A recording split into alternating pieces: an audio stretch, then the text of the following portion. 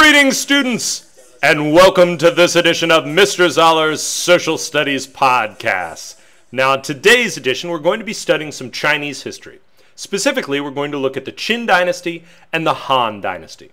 But our story begins with the Qin Dynasty, which was ruled by the great Qin Emperor Qin Shi Huangdi. Now, the Qin had a relatively short dynastic cycle. And you should know that a dynastic cycle is the cycle that every dynasty goes through where it comes to power, rules for a while, and then eventually falls apart. Now, we said that the Qin had a relatively short dynastic cycle. And what I mean by that is they ruled China for a relatively short period of time. But even in that short period of time, they are going to have a lasting and profound impact on Chinese history. For example, the Qin Emperor instituted a policy known as legalism. Legalism was the official ideology of the Qin Dynasty, and it was based on the belief that all the citizens in the empire were evil. Now, if you're a government and you believe that all your citizens are evil, in order to run effectively, you need a system of strict laws and harsh punishments. Punishments that are so harsh, in fact, that no one would dare to commit a crime.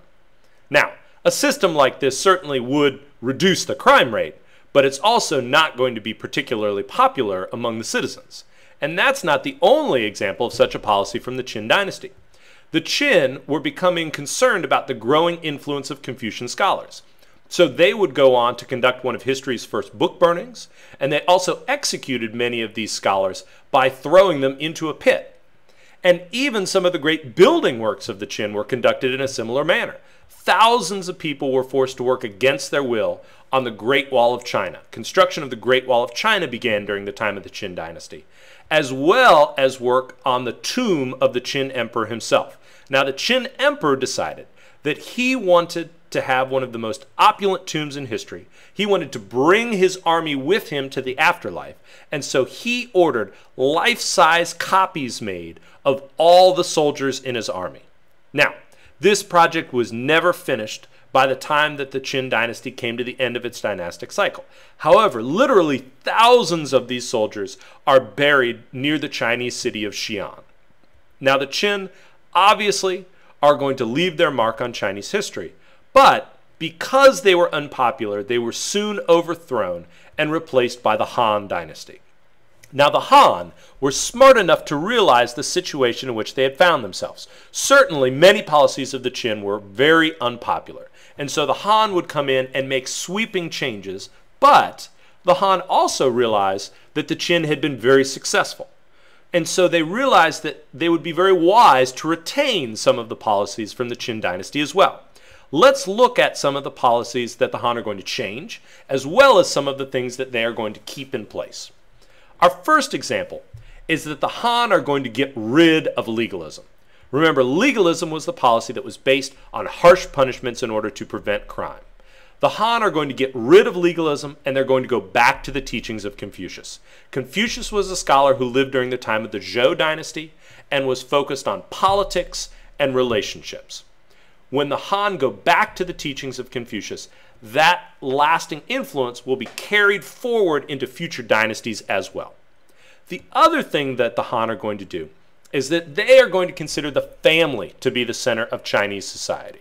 They go back to a concept known as filial piety. Filial piety means that you subjugate your own desires, your own interests, to whatever is most important for the family. Now, that's going to be a change. During the time of the Qin Dynasty, it was the Qin Emperor who was considered to be the center of Chinese society.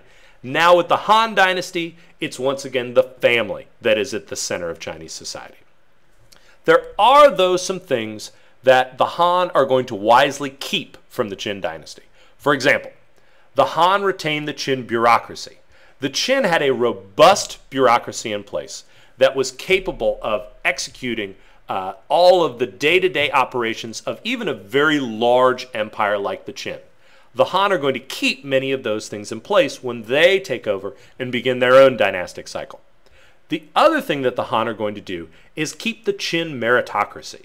Now, a meritocracy is a system of choosing officials based on who is the most qualified to do that job. That's a pretty novel idea, especially for the ancient world. But you may ask, well, how do you determine who's most qualified to do that job? Well, what happened was they would administer what's known as a civil service examination. A civil service examination is literally a written test that was given.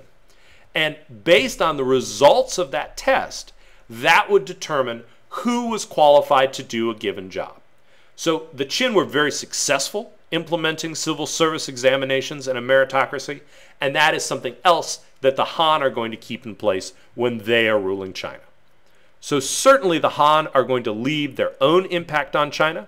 For example, Chinese inventions like printing and paper, as well as the compass and even a seismograph, which was a rudimentary earthquake detector, are going to propel China forward. The other thing that we see taking place during the Han Dynasty is the beginning of Silk Road trade. The Silk Road is going to connect China with Asia and even places as far away as Europe. Silk, along with other goods, were traded along this trade network. So the network would begin in the city of Xi'an in China, and then this trade network would stretch all the way to the Middle East, India, and Rome. Well, as we can see, the Qin certainly had a profound impact on China, but the Han in their own right are going to leave behind a legacy as well. And that's it for this edition of Mr. Zoller's Social Studies Podcast. I hope that you have enjoyed it and keep studying the social studies.